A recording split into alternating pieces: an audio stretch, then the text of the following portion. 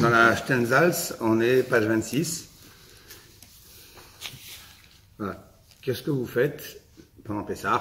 Vous avez un voisin pas juif, une femme de ménage, un kiné pas juif, enfin, qui n'est pas juif.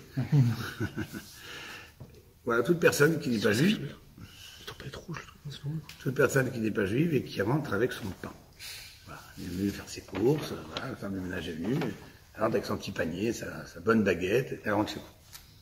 Qu'est-ce que vous faites? Il ne m'appartient pas, ce Hametz. Ouais. Très bien. Ça ne vous touche pas. Si. Pas plus que ça. Si. Alors, qu'est-ce que vous faites? Ah bien, on va y voir. Il faut savoir ce qu'il faut faire, et puis il ne faut pas devenir hametzophobe. Il y a des choses qui ne sont pas interdites, ne sont pas interdites. Bon. Tanou Rabanan. Alors on y va. On va commencer par notre ami Barnès de Chavod. Bête. Ah ouais, le CI bête, pas grave bête. Tanou Rabanan. Donc ça c'est un enseignement qui a été fait par les sages, écrit sur un texte. Les Chatzero chez Israël. Voilà, traduction. Nochri. Nochri, c'est du mot necha, Elohé necha, c'est-à-dire les dieux étrangers. Nochri, un étranger, c'est-à-dire quelqu'un qui n'est pas juif. Qui rentre. Exact. Chatzer. Cour. Dans la cour, quand on dit la cour, c'est pas à prendre de façon très exhaustive, la cour et pas maison. Quand on dit Chatzero, c'est une façon de dire, rappelez-vous qu'à l'époque, les cours c'était leur salle à manger. Donc c'est-à-dire, ils rentrent dans le domaine privé d'un juif. Et Batsek, c'est de la pâte. Pâte, donc son pain. Beyado, dans ses mains. Qu'est-ce que je dois faire? Zakouk, Tevaer.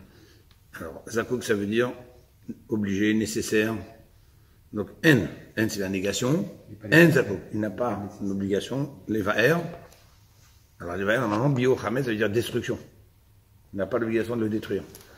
D'abord, je n'ai pas l'obligation de le détruire, mais quel droit je le détruirai? C'est pas le mien. On va prendre la baguette de la femme de ménage et au feu, aux toilettes. Alors en fait, quand on dit Zakouk Lever, c'est une façon de dire, ça ne te concerne pas. Tu n'es pas obligé de demander à sortez d'ici, ne rentrez pas ça chez moi. Bon, il y a des gens, ils font des crises. Hein. On se bat pour les miettes, pour les poussières qui ne sont même pas du Hametz. Tu me rentres à la maison. Bon, effectivement, il faut qu'elle enveloppe bien. Oui, absolument. Parce qu'en même temps, il peut y avoir des miettes qui peuvent tomber dans un endroit où elle a transporté. Imaginons un pain de mie dans un sac en plastique. Et ça coupe les verres. Il n'y a pas l'obligation de chercher à éliminer ça de chez moi. Et alors, vous allez dire quoi? Alors, il rentre avec son sac, et vous pouvez mettre pause si vous voulez. Donc, il rentre avec son sac. Hop. Donc, pas besoin de lui demander de sortir. Il le pose, c'est son Hametz. La Torah m'interdit de voir le mien. Lo irae lecha Hametz. Ne sera pas vu chez toi, pour toi, à toi, du Hametz. On continue. Ifkido atzelo zakouk levaer. Ifkido, le mot picadon, ifkod, ça veut dire nommer quelqu'un, désigner quelqu'un, ou ici ça peut vouloir dire, il m'a désigné en tant que son gardien. Je t'en prie, je t'amène du Hametz, garde-moi, je t'en prie. Un non-juif, il vient chez moi, il ne connaît pas l'histoire de Pessah, et il m'amène, écoute, j'ai 5 bouteilles de Bourbon ici à 300 € la bouteille, je dois aller quelque part, j'ai un peu remis dans la voiture, tiens, je t'en prie, gardez-moi, je t'ai mis chez toi. Panique, je fais quoi? Alors, là, a priori, on nous dit, If Kido Itzlo, s'il lui a confié au juif, en lui demandant de lui garder et d'en être quelque part responsable, là, Zakouk Lever. Là, tu es obligé de l'éliminer. Je lui dis, non, désolé, je peux pas, tu reprends. Mais l'éliminer, ça voudrait dire de même pas lui dire regarde-le, enfin, de le garder et de le détruire dans son absence, l'éliminer. Là, c'est qu'on refuse éliminer, pas. Ça veut dire l'enlever de chez moi. Comme ce qu'on a dit tout à l'heure, quand il est rentré avec le pain. Je suis pas obligé de l'éliminer, ça veut dire que je suis pas obligé de lui dire, sors-moi ça d'ici. L'éliminer, c'est de le faire disparaître de chez moi. Pas obligatoirement dans le sens de le détruire. Mais là, on renvoie là, la personne. on doit l'éliminer, c'est-à-dire là, tu ne peux pas laisser chez toi. Je le garde pas. Ah non, je le laisse pas. S'il vient me le confier, il me dit, je t'en prie, garde-moi ça en tant que gardien, avec tout ce que ça implique comme responsabilité, si jamais ça se perd, etc. Alors à ce moment-là, je dois l'éliminer. Maintenant, il va y avoir une nuance qu'on va continuer. Yichedlo. Yichedlo bayit. En zakouk levaer. Alors, Yichedlo. C'est quoi le mot Echad? Un. Yiched, ça veut dire il lui a unifier, c'est-à-dire il va désigner un endroit. S'il a dit, écoute, tu veux mettre ton Khametz là-bas, non, mets-le là-bas dans l'armoire, c'est ton armoire, c'est pas la même. C'est ton Khametz, c'est ton armoire. Si je lui ai donc désigné un coin précis, et c'est ce qu'on fait d'ailleurs nous quand on fait la vente du Khametz, on garde chez nous le Khametz du Goy, mais on a désigné dans l'endroit où est-ce qu'il se trouve. En Zakouk Leva. Là, je suis pas obligé de le sortir de la maison, je peux le garder chez moi. Je peux le garder chez moi, le Khametz du Goy, tant que il y a un endroit qui lui est désigné. Chez Neymar, lo Yematsé. Et là, on a un chez Neymar qui en général veut dire comme il est écrit, comme il est dit, qu'a priori ce comme il est dit vient me prouver ce que je viens de dire. Alors, avant d'arriver à la suite de la preuve, rappelons-nous qu'est-ce qu'on vient de dire, que si je lui réserve un endroit, je peux ou je peux pas? Je peux. Chez Neymar, la preuve à l'appui comme quoi que je peux, il est marqué Il nous aura pas trouvé. Loïmassé, se trouvera pas chez toi. C'est contradictoire. Tu me dis, preuve que tu peux, c'est que c'est marqué, il faut pas que tu le gardes. Ouais, c'est plus chez soi. C'est un peu bizarre. Donc c'est pour ça que la Gemara va tout de suite poser la question. Hein. À vous, tape suivante. Maïkama, point d'interrogation. Qu'est-ce qu'on a voulu dire ici? Il me dit, tu peux pas le garder, tu peux le garder, preuve c'est que c'est marqué que tu dois pas le garder. Alors? Amar Papa, Aresha Kae et Arika Amar. Donc, Papa dit, Aresha, Resh c'est roche, tête, début. Donc lui il dit que la preuve qui a été écrite en dernier, elle ne s'applique pas à la dernière loi qu'on a citée. Elle s'applique à la première loi. Qui était quoi la première loi? Que si le non-juif rentre chez moi avec son Khametz, c'est le sien, je suis pas obligé de l'éliminer, de l'enlever de chez moi. Et Papa il dit c'est là en fait où on aurait dû marquer chez Neymar. Chez Neymar, Loïmatsé, qu'est-ce qu'il dit Loïmatsé? Loïmatsé, il n'y a pas marqué tout le pasuk en entier. Il y a marqué Loïmatsé, ça veut dire Loïmatsé Becha, on ne trouvera pas chez toi, Loïmatsé Lecha, on ne trouvera pas à toi. Donc, puisque c'est le tien qu'on ne doit pas trouver, donc ça c'est pas le tien. Donc c'est pour ça qu'il dit Ve'achikama. Et c'est comme ça qu'il faut lire, c'est-à-dire c'est comme ça qu'il faut corriger le texte en fait. Et donc il reprend tout le texte, il revient à la première loi, et il dit regardez, Ifkido etzlo, dans le cas où le goy, le non-juif, Ifkido, a confié, on a dit. Il m'a confié, qu'est-ce que c'était le cas d'avant? S'il me le confie et que j'en suis responsable, on a dit on n'a pas le droit. D'accord? Zakouk levaer. C'est sur ce cas-là qu'il faut dire le pasouk. Le pasouk qui dit Loïmatsé, ne doit pas se trouver chez toi du Khametz. C'était une preuve comme quoi dans le cas où le non-juif te confie le Khametz, non, ça marche pas. Pourquoi? Quel rapport avec le fait qu'il me l'a confié? Parce qu'en fait, quand on dit Loïmatsé, ça veut dire ne doit pas être accessible. Donc ça veut dire que la Torah ne veut pas que tu gardes chez toi du Khametz accessible, dans le sens où tu aurais une sorte de responsabilité dessus, où tu as affaire avec. Si il me le confie, et que quelque part, s'il y a un problème avec ce Khametz, j'en ai après la responsabilité, je dois rembourser, je dois payer, ça veut dire que quelque part, je suis lié avec ce Khametz. Et donc c'est ça qu'il dit ici. Le verset, quand il dit Loïmatsé, c'est pas juste géographiquement, il faut comprendre de quelle façon. La Torah l'a dit, la Torah a bien utilisé le mot Yimatsé. Yimatsé, ça veut dire trouvable, accessible. C'est un motzi en plus. Il y a aussi motzi qui veut dire sortir, mais il y a aussi metsia qui veut dire trouver. Donc c'est pour ça que Rav Papa il dit, on est obligé, malgré nous, c'est pas quelque chose qu'on adore faire que d'apporter des corrections sur des textes, mais quand il y a un non-sens tel que celui-ci, à ce moment-là, on est obligé de dire que certainement la preuve a été écrite à la fin, mais elle se rapporte pas sur la dernière loi, c'est sur la loi d'avant. Que s'il te le confie, à ce moment-là, tu n'as pas le droit de le garder. Alors, ça pourrait aussi être une preuve de la deuxième loi. Comment? Si on considère... Il va y avoir Ravashi qui va essayer de dire... Mais comment vous voudriez faire? Parce que vous en avez parlé, allez-y. On considère que c'est pas chez soi, son endroit, le mètre carré où on a dit au Goy, pose ça ici, c'est ton armoire, maintenant c'est plus mon armoire. Cet endroit-là, c'est à toi, c'est plus chez moi. Donc finalement, je respecte la halakha. C'est ce que va préposer justement Ravashi. Vous voyez, on a ici des grands sages, au prochain. Donc ça c'est, en tout cas, la version de Rav Papa, c'était d'essayer de dire, pour que ça marche dans les mots, il faut coller plutôt la preuve dans le sens de ce qu'elle dit, c'est-à-dire la preuve dit non, tu ne gardes pas ça chez toi. Je suis tenté de dire, Nous, on t'aura pas le droit de le garder, ça va sur la loi qui m'interdisait de le garder, et qui était celle où il m'avait confié. Par contre, Ravashi, qu'est-ce qu'il dit? Et là, on va faire la réponse de Ravashi. Donc, Loïmatsé, Ravashi. Donc, Loïmatsé, ça c'est la fin de la réponse de Rapapa. Ok? Ravashi Amar, Léolam Asefa. Léolam Asefa. Moi, je dis toujours Asefa, sauf la fin. C'est pas obligé de dire que on doit corriger, que la preuve, elle se rapporte au cas d'avant. Garde la preuve là où elle est, à la fin, sur le dernier cas de la fin, qui disait quoi? Que si je lui ai réservé un endroit, j'ai le droit. Ah, j'ai le droit parce qu'il y a marqué Loïmatsé. On ne devra pas trouver chez toi. Là, il y avait le problème. Eh bien voilà, je vais t'expliquer en quoi ce Loïmatsé, il te permet de le garder. Comment? Kae, ça se rapporte. Comment on reprend la phrase, donc? Léolam Asefa Kae. Toujours, je te dirai Asefa, que c'est sur le cas de la fin, Kae, que ça se rapporte, que la preuve se rapporte. Maintenant, explique-moi alors. Ari, c'est-à-dire ainsi qu'Amar, il a voulu dire, c'est ainsi qu'il faut comprendre le texte. Yired Lobayit. Si tu Yired, tu lui réserves, ça peut être seul, c'est-à-dire si tu lui isoles un endroit, de Ochamet. Yiridou, par exemple, c'est ça? Aussi. En Zakouk Levaïr. On a dit à ce moment-là, tu n'as pas l'obligation de le sortir de chez toi. Et alors, comment tu viens avec le Shenéma? Tu ne le sors pas, parce que le verset dit, Loïmatse Bevatechem ne se trouvera pas dans vos maisons. Donc tu as le droit de le garder, parce que la Torah a dit, ça ne se trouvera pas dans ton maison, mais dans ma maison. C'est ça qu'il dit ici. Veha. Et dans ce cas-là, c'est-à-dire dans le cas où j'ai réservé un endroit aux non-juifs, lave d'idée, où ce n'est pas le sien. C'est pas son chamet, c'est pas son endroit, c'est pas sa maison.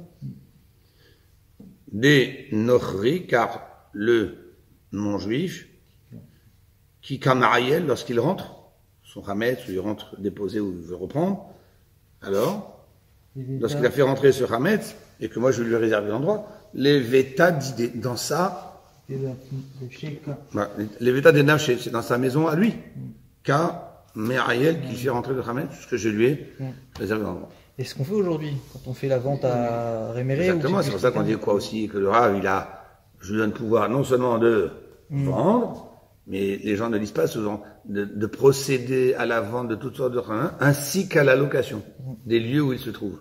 Les gens, dans la phrase, les gens, ils captent pas qu'est-ce que ça veut dire, ainsi qu'à la location. Quoi, ainsi qu'à la location? Ben, reprends toute la phrase. Je sous-signe un tel, donne plein pouvoir au rabbin X, de procéder à la vente de toutes sortes de khamet que je possède. Donc, je lui donne la permission, l'autorisation, le pouvoir, de procéder à la vente. Donc, de procéder, 2.1 à la vente, petit tiré, de toutes sortes de khamet, et ainsi qu'elle a l'occasion de procéder aussi à la location des lieux où ils seront entreposés. Donc, c'est-à-dire que le Rav va aussi dans son contrat marquer que les Juifs qui ont vendu leur khamet ont en même temps louer toutes les surfaces sur lesquelles le khamet s'est déposé. Et dans la location, ça peut être une location par petits morceaux. Un tiroir du congèle. Si j'avais voulu, moi j'aurais pu faire payer quelqu'un qui me demande de lui garder par exemple quelque chose dans mon congélateur. J'écoute, tu m'occupes un tiroir, business is business, ça coûte tant la location par mois, un dépôt. Voilà. L'idée peut se faire. Vous tirez profit avant Pessah, parce que la vente se fait avant Pessah. Donc quel profit? Vous n'avez pas le profit du Hametz. Le Hametz en lui-même, vous n'en profitez pas. Du tiroir. Mais le tiroir, il n'est pas Hametz. Non, mais de la location du tiroir. Oui, mais le tiroir n'est pas Hametz. L'interdiction de profiter, c'est pas du tiroir qui supporte le Hametz.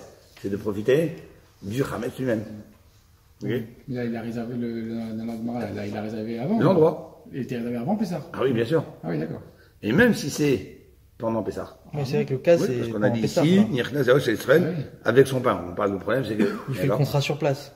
Qu'est-ce que ça me dérange, moi, que je lui dis, écoute, ça, c'est ton endroit. C'est son Hametz. Pendant Pessah, on peut louer. Ouais, pourquoi pas? Non, c'est une question. Nous, pourquoi on le fait avant Pessah? C'est pour qu'il acquiert tout notre Hametz.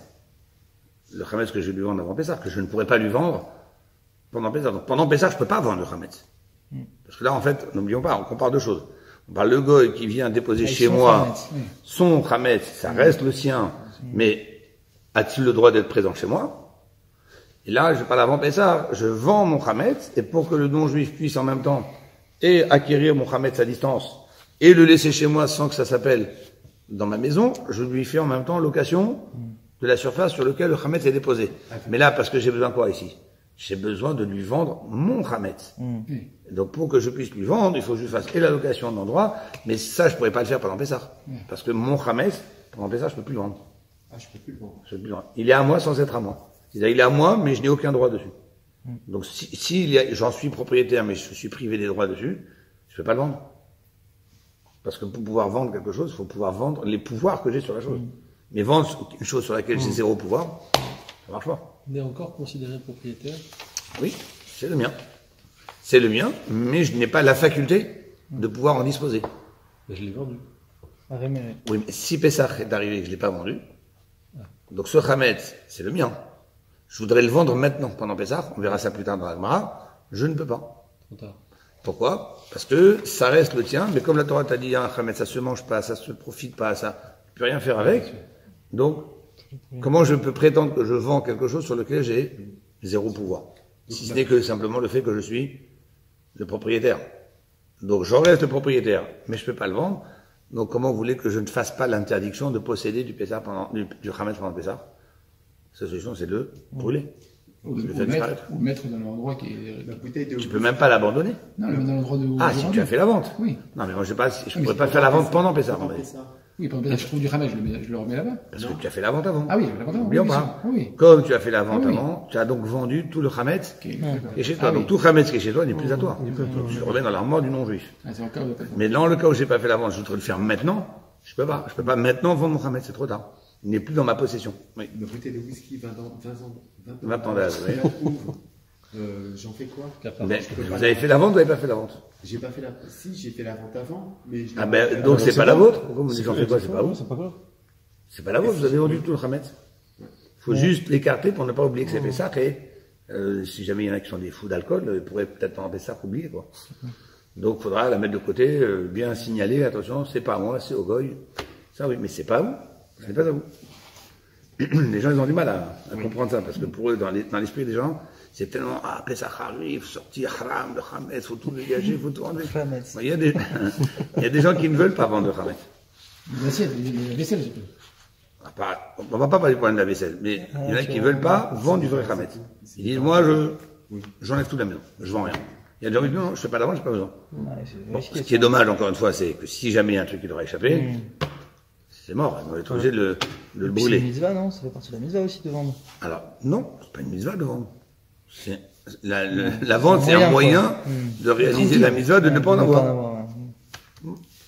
Est-ce que là, dans ce cas-là, quand on fait un dépôt, donc on dit que ce placard au gars, il est pour lui, est-ce qu'on peut vendre ça? Est-ce qu'on peut faire un bénéfice quand même de ce local qu'il a loué pendant Pessah? C'est le Hametz qui est interdit de profiter. C'est pas interdit de louer un dépôt à quelqu'un et que lui, il met dans son dépôt ce qu'il veut. Je ne tire pas profit du Hametz. Voilà. Moi, j'ai fait une location, c'est Il tout. peut payer Pardon? la location, Voilà, c'est ça la question. tirer profit. Est-ce que le gars il peut payer la location? Il a vraiment besoin qu'on lui. Mais moi, je lui Oui, loue. non. Tu mets ce que tu veux dedans. C'est pas mon problème. Ouais, mais on tire profit indirectement. Mais pas du Hametz. Ça fait un Je tire profit de mon local, que je loue.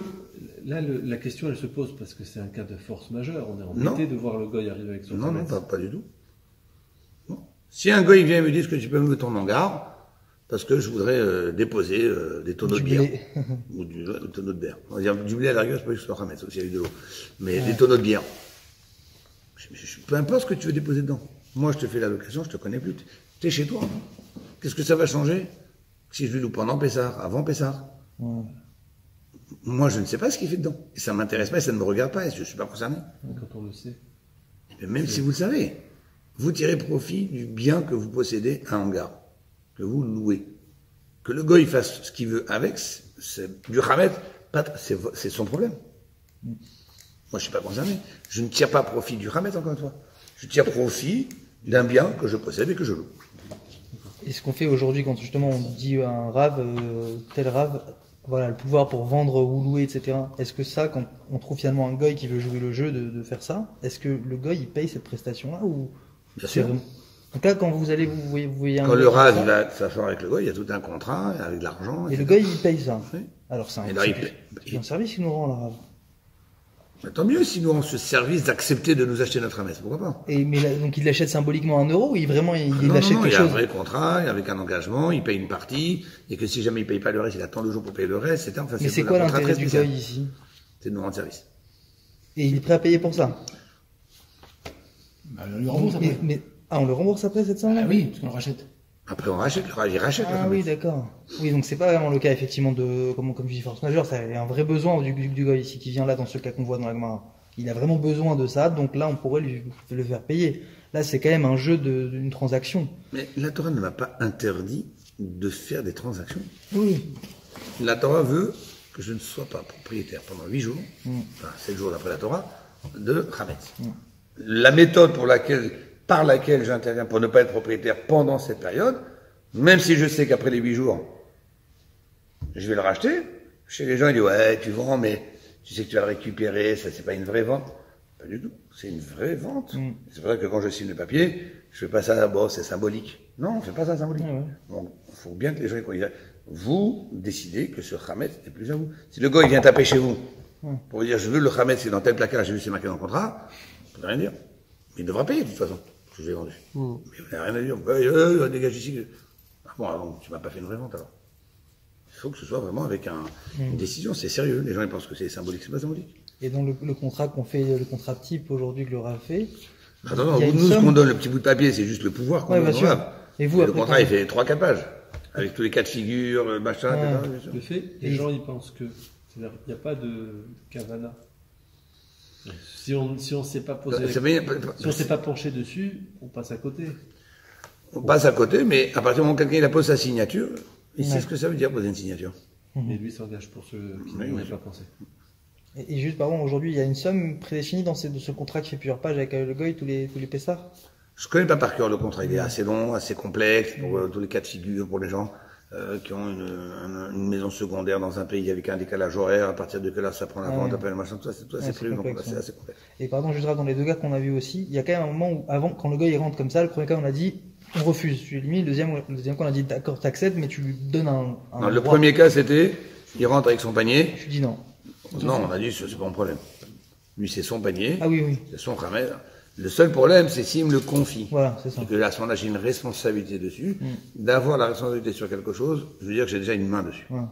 Et on a Je vu, suis lié avec ce Hametz. et on a vu un peu de deux. La sur preuve, ça. c'est que si je suis responsable, c'est que s'il y a un problème avec, je devrais le rembourser. Donc c'est comme si quelque part c'était le mien. C'est pour ça que s'il me le confie, on a dit non. Voilà. Sauf Sauf si on lui si il tu loue le un- présentes à un endroit, mets-le là-bas, c'est ton endroit, donc le Hametz, il n'est pas chez moi. Et maintenant, reste à savoir, si maintenant il me confie le Hametz, il le met dans son endroit, certes, mais en attendant, il me demande à moi d'en avoir la responsabilité, là, je ne pourrais pas non plus. Malgré le fait que, et je lui ai donné un endroit. Donc, l'idée de lui donner un endroit, c'est 2 idées en fait. C'est de lui avoir réservé un endroit, et par cela même, en même temps, de dire, je ne suis pas responsable, c'est ta maison, tu te débrouilles avec. Alors, le moment où on a fait ce contrat-là en live avec le gars qui est venu, ou le moment où on lui a dit non, je veux pas, il y a quand même 10 secondes où il est rentré chez nous avec du Hametz. Mais c'est pas l'autre. Donc c'est pas un problème à ce moment-là. C'est pas l'autre. Ce n'est pas de votre faute. Si vous acceptez la responsabilité qu'il vous demande de prendre dessus, au moment où vous dites oui, je suis responsable, là, il devient en partie le vôtre. Mais tant que vous n'avez pris aucune responsabilité, je ne peux pas vous forcer à acquérir quelque chose qui ne vous appartient pas. Si on va vous plaire, vous n'en voulez pas. Ok.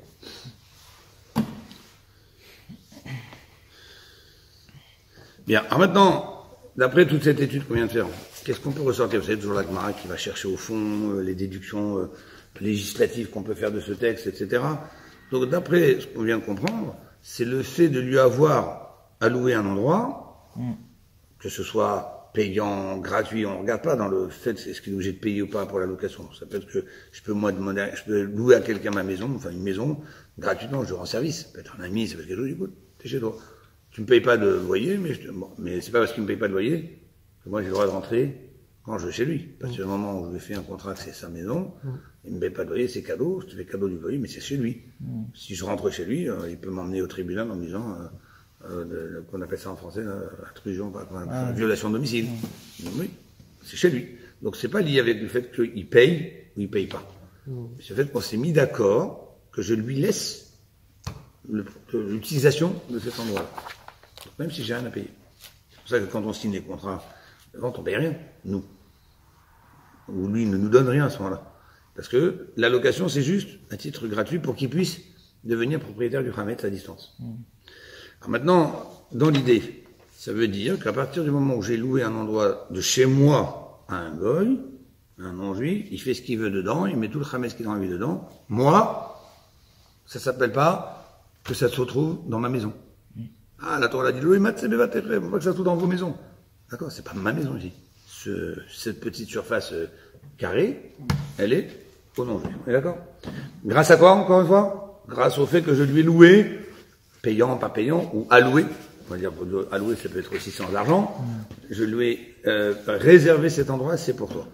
Donc, qu'est-ce que ça m'apporte dans la loi? Ça m'apporte dans la loi juive une nouvelle dimension, une nouvelle donne. C'est que, quand tu loues un endroit à quelqu'un, il acquiert quelque part cet endroit. Certes, le temps du contrat.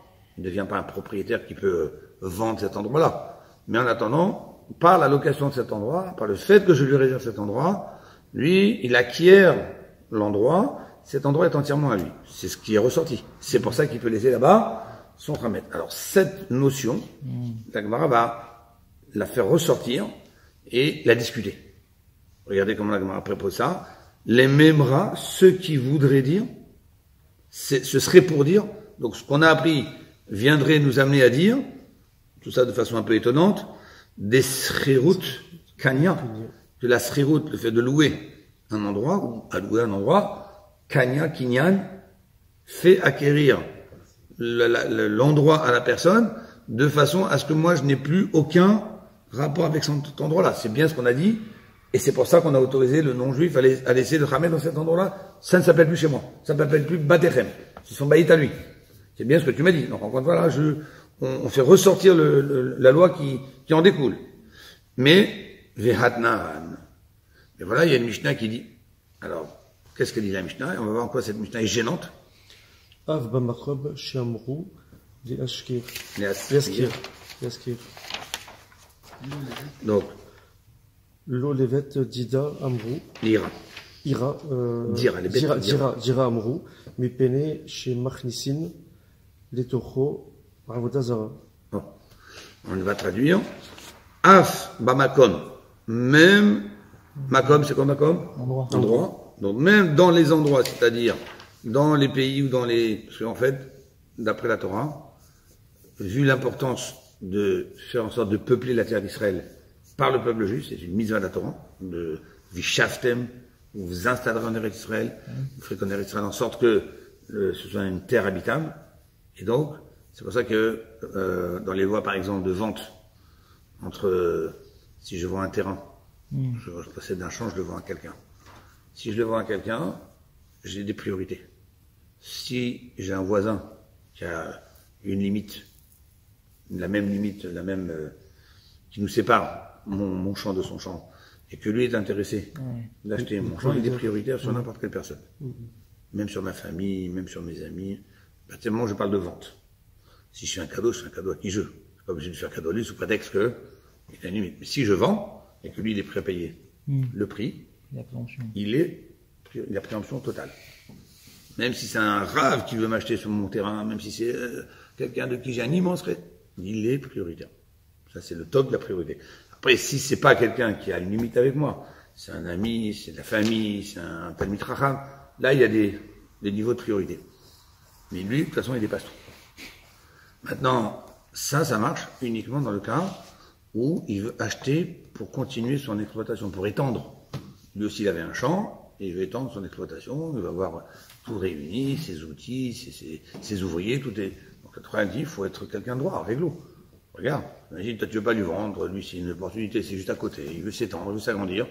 Au lieu d'acheter là, ici, un autre terrain de l'autre côté, il faut déplacer les outils, les ouvriers. C'est juste à côté. Il faut avoir une certaine droiture d'esprit, pas être méchant. Non, je te vends pas à toi, je t'aime pas, je suis avec toi. La Torah dit, on oublie tout ça. Et lui, tu le vendras à quelqu'un d'autre, il te traîne au tribunal, et il te le reprend. Il paye à l'autre, il dit, au revoir monsieur, je suis limitrophe. J'ai la minute, donc... Alors maintenant, c'est ça, c'est seulement dans le cas où c'est une extension de son exploitation agricole. Si maintenant j'ai quelqu'un qui vient qui dit, écoutez, votre terrain, il est très bien placé, je vais construire. Je vais construire des maisons. Je vais faire un petit village, une petite commune. J'ai plein de constructions à faire. C'est très intéressant, il est bien placé, il est au carrefour d'eux. Lui, il est encore plus prioritaire que le voisin limitrophe. Parce que lui, il veut construire. Et comme c'est une mitzvah de faire en sorte qu'en Eretz Israël, il y ait un maximum de personnes qui habitent, donc l'habitation est prioritaire sur l'agriculture. C'est-à-dire que les agents immobiliers d'Israël, ils font une mitzvah. Exactement. Mais attention, avec aussi des règles à respecter. Je n'ai pas le droit de louer ma maison à un non-juif. Pourquoi? Alors, est-ce que c'est juste parce que c'est un non-juif? Non. Parce que, on va expliquer par rapport au fait que ce sont des idolâtres, et que les idolâtres, ils amènent leurs idoles chez eux, et si toi tu loues un non-juif qui amène chez lui des idoles, et qu'en fait, toi tu es le propriétaire, c'est quelque part comme si l'idole était chez toi. À toi.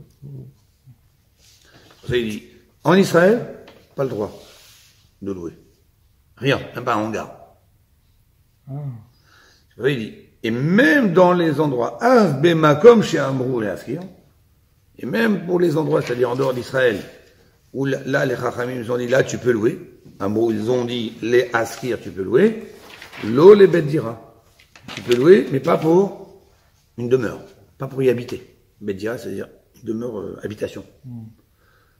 Et alors, pourquoi alors? Il veut faire un hangar de dépôt, de machin, une étable. Ça, oui. Parce que, pourquoi? Et la suite, on y va. Mipné, à cause. Mipné chez Machnissin, les Tocho, Avodah Zara. Parce qu'ils rentrent dans cette maison, eux, des idoles. Des idoles, oui. Et c'est comme si que l'idole était chez moi. Malheureusement, vous savez qu'aujourd'hui, les idoles chez nous, enfin pas chez nous, pas même, tout le monde dans le même panier, mais les idoles qui rentrent dans les foyers juifs, les gens ils se rendent même pas compte. Les gens achètent des fois des statues. Des statues, des trucs de bouddhistes ou d'hindous, de machin, les éléphants aujourd'hui. L'éléphant c'est une idole indienne. Donc les gens ils se rendent pas compte, c'est beau, mais c'est une idole. Est-ce que vous rentreriez chez vous, la croix, non. Je sais que c'est une idole, j'ai pas le droit, la Torah m'interdit. Ça pourrait être beau, c'est magnifique, c'est une œuvre d'art, c'est tout ce que tu veux. Mais des fois, dans les tableaux qu'on a, sous prétexte que c'est des tableaux de différents artistes, on se rend pas compte. Des fois, il y a un truc mieux que ça. Vous avez un catalogue qui vous parle de vacances. Et il vous met dedans des photos. Avec quoi? Avec des photos des villages, machin, avec une belle vue sur la grande église de machin truc. Vous avez ça chez vous. La télé. À un moment, dans la séquence du film, ça se passe dans une église. Vous êtes dans l'église, pendant tout ce moment, vous êtes avec la télé. Ah ouais. Mais bon, Si on fait comme ça, on veut. C'est pause. Eh oui, c'est comme ça, mais les gens ne se rendent pas compte. Alors, ça dit, ça va, j'y crois pas, c'est juste le film. Mais en attendant, ce sont des choses qui véhiculent des forces très impures et qui font du dégât spirituel dans la maison. Et autant sur la télé, je vois le dégât spirituel, c'est sûr, mais vous allez dire un éléphant ou quelque chose comme ça, c'est... C'est une idole, même. C'est une idole. Celui qui l'a acheté, il a pas du tout acheté avec une cavana de Celui qui l'a idolâtrie. fabriqué, il a fait quoi, lui? Il y a beaucoup de gens qui fabriquent aussi avec une cavana de business parce que voilà, ils ont pas du tout Vous l'intention pouvez de... garantir. Pour un tigre. Est-ce qu'aujourd'hui... Et si quelqu'un, il vous voit une croix avec un machin truc, mais il vous dit, bon, de toute façon, moi, je produis, je parce que c'est beau. Vous rentrez ou pas? Non, c'est Pourquoi? sûr. Pourquoi? Ah ouais. Parce que là, clairement, la croix, c'est Là aussi, une marche clairement, mot. et lui, il a fait un éléphant parce que c'est un truc indien. C'est Ouais. Pour les vaches. si c'est dans le cadre de notre travail, Alors, on n'a pas le droit de profiter. et je profite pas. Si on si doit vous- expliquer une période au Moyen-Âge, comment se sont développés leurs. Ah ouais. Je peux pas, ça fait Ah, que vous expliquiez comment fonctionne une église. Voilà, comment- Qu'est-ce qui se passe dans une église. La Torah l'a dit, L'architecture, dans la Torah c'est marqué, l'otilmad la asot. N'apprends pas des comportements des non-juifs, la asot, afin de les faire, en pensant parfois, imaginez, que je vais pouvoir copier certains comportements qu'il y a chez les non-juifs. Je dis, ah tiens, c'est beau de faire ça quand même, je trouve, dans l'esprit, dans la façon de, peut-être je peux faire ça pour Dieu. Ah, même si tu as l'intention de faire ça pour Dieu, à partir du moment où c'est une pratique complètement idolâtre, tu n'as pas le droit. Donc l'otilmad, la asot. Et Rachid dit là-bas clairement, Avalatalomed. Ouais. Mais par contre, tu as le droit d'étudier Et pour pour les savoir casser, ce que c'est, quand est-ce que c'est interdit. Quand un rave, je vais poser une question, allô, j'ai un truc, j'ai une paroisse, machin, ils m'ont invité à prendre un pot, je peux rentrer dans la paroisse ou pas? Le rave va me dire, allô, paroisse, c'est quoi paroisse? Qui va me donner la réponse alors? Si on n'a pas le droit d'étudier ça? Et même d'étudier pour les casser aussi, pour pour donner des contre-arguments, etc. Pour, Si, c'est bon, mais ça, faut pas penser qu'on est tous au niveau là de démanteler les arguments. Mais c'est parce qu'il dit Bon, Rachid. c'est comme celui qui, une fois, il voulait mettre une mezouza dans sa Ferrari. Il est parti voir un rabbin, il dit, je peux mettre une mezouza, à la porte de ma Ferrari. Ferrari, je connais rien celui-là. Il va voir un rabbin réformiste, il dit, je peux mettre une mezouza à la porte de ma Ferrari. Mezouza,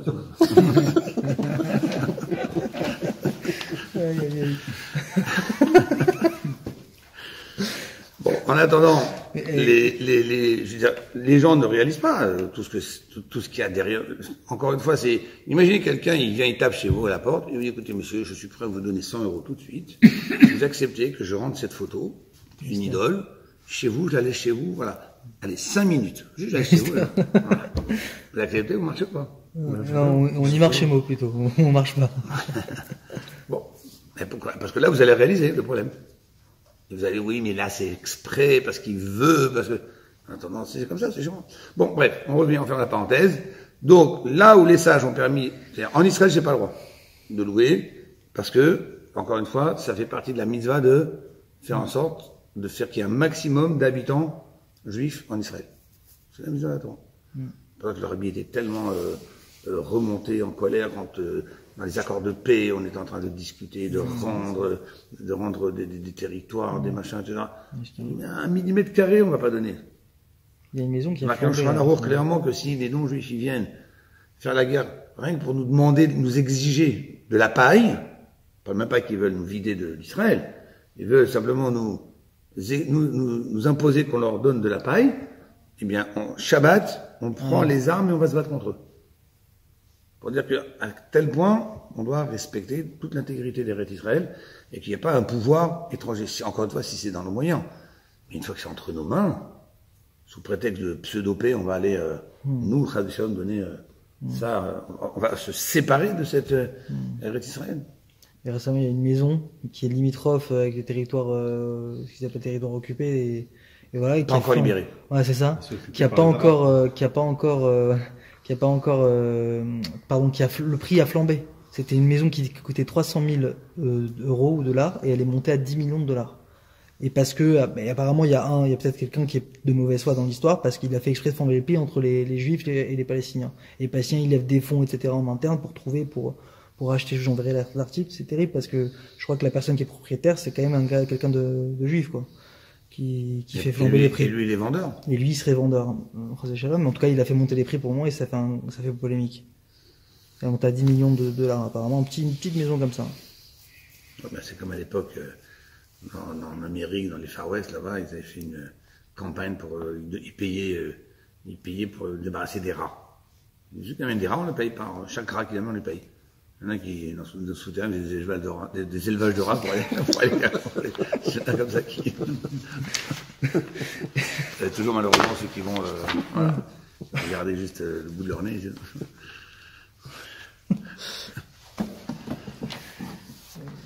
Bon, ce sont des rats. Bien, c'est les rats. C'est ce que c'est un scélérat.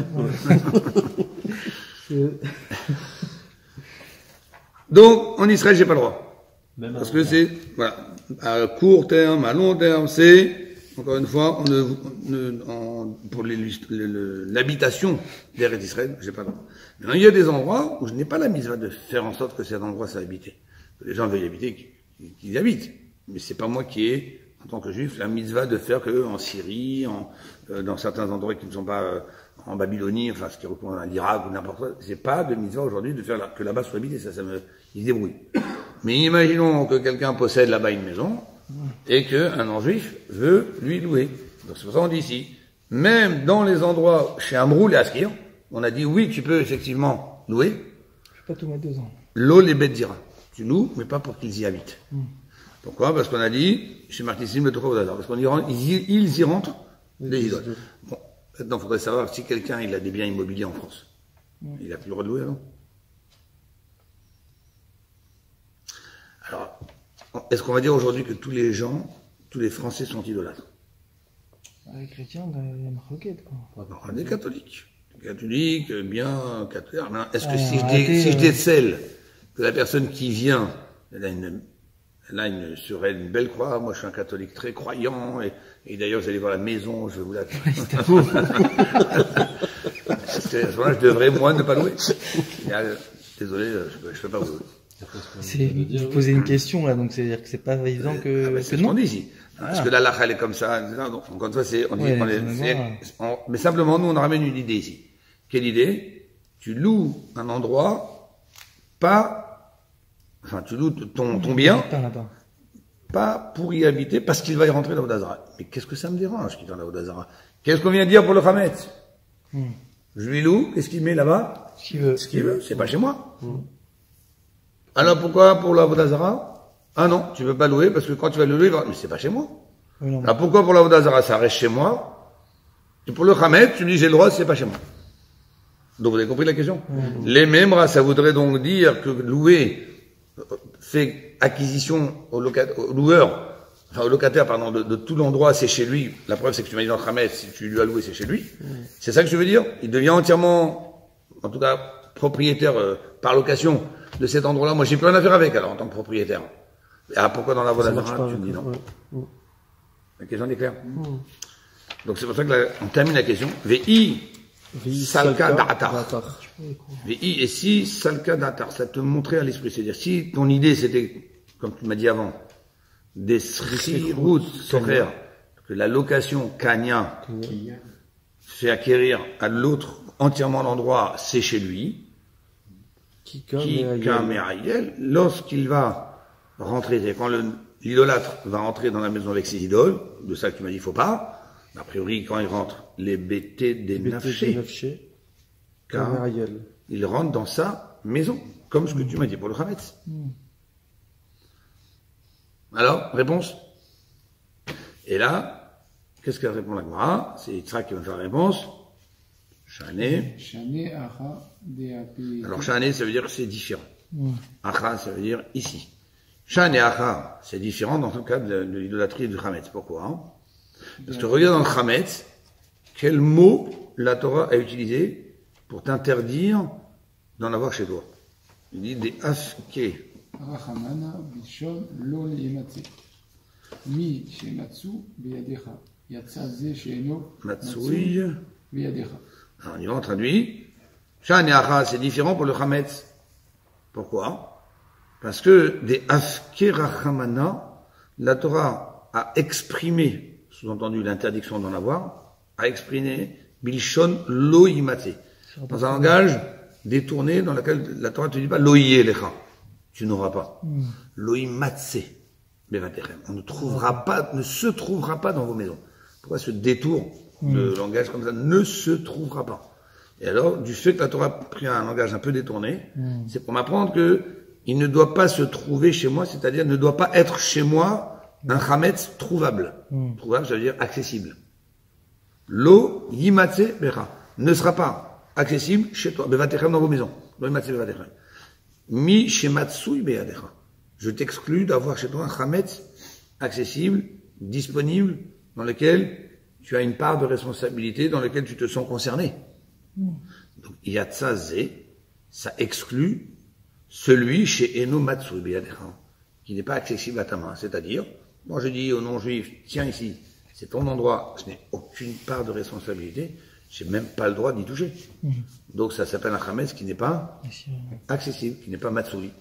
Donc j'ai respecté l'interdiction de la Torah. La Torah m'a dit, lo yimatse. Faut pas qu'il y ait du Hametz façon yimatse, façon accessible, responsable, devoir y faire attention, etc. Donc, moi, j'ai respecté. Donc, encore une fois, là, Vodazara, les idoles, la Torah n'a pas choisi un langage détourné pour me dire, lo yimatse, on ne trouvera pas chez toi de la Vodazara. La Vodazara, c'est, tu ne rentreras pas ça chez toi du tout. C'est catégorique. Donc, ce qui veut dire que finalement, quand je loue un endroit, je reste quand même, c'est aussi chez moi. Je loue chez moi. La preuve, je peux pas louer à l'idolâtre qui va rentrer ses idoles. Ça s'appelle chez moi. Et la Torah va dire, rien chez toi. Elle a pas dit une façon de l'eau imaté, une façon accessible, responsable, où tu te sens concerné. Rien. Donc, puisque c'est rien d'aucune façon, là, ça s'appellera pas d'aucune façon, ça s'appelle quand même chez moi. Parce que la location fait oui acquérir au locataire l'endroit, mais avec une certaine limite. C'est-à-dire que je reste encore avoir une part de possession, c'est quand même ma maison. Il loue, mais ma maison. Alors maintenant, pourquoi dans le Hametz, il loue, ça pose plus de problème? Parce que la Torah m'a dit que le Hametz, c'est pas comme la Avodah Zara, ça doit pas être du tout chez moi. Donc là, mais là, c'est chez toi ou c'est pas chez toi? Oui, c'est chez moi. Mais c'est pas d'une façon de yimatzé. C'est pas une façon accessible, avec un lien ou une responsabilité. Ça change tout. Donc au final, est-ce que en louant, je me dégage complètement? Oui ou non? Non. Non. La preuve, c'est que dans la Avodah Zara, on me laisse pas. Donc louer n'est pas entièrement se dégager. Question, alors pourquoi le Hametz en le louant? Là, je dis, à ce moment-là, tu es plus concerné par le Hametz, parce que la Torah, ce qu'elle n'a pas voulu, c'est pas que je n'ai pas chez moi un Hametz de façon aussi interdite que je dois pas avoir chez moi la Avodah Zara. La Avodah Zara, c'était un niet total. Et comme je reste quand même propriétaire de cette maison, même si je loue, donc, quelque part, c'est aussi chez moi. Donc, je transgresse l'interdit de posséder, enfin, de laisser rentrer chez moi de la Avodah Zara, même si c'est pas la location du non-juif qui habite ici. Le Hametz, j'applique la même règle. Donc, tu loues, ça reste chez toi, pourquoi le non-juif, il peut rentrer? Parce que la Torah ne m'a pas interdit de rentrer du Hametz. Elle m'a dit, ne rentre pas un Hametz façon imatzé, façon accessible.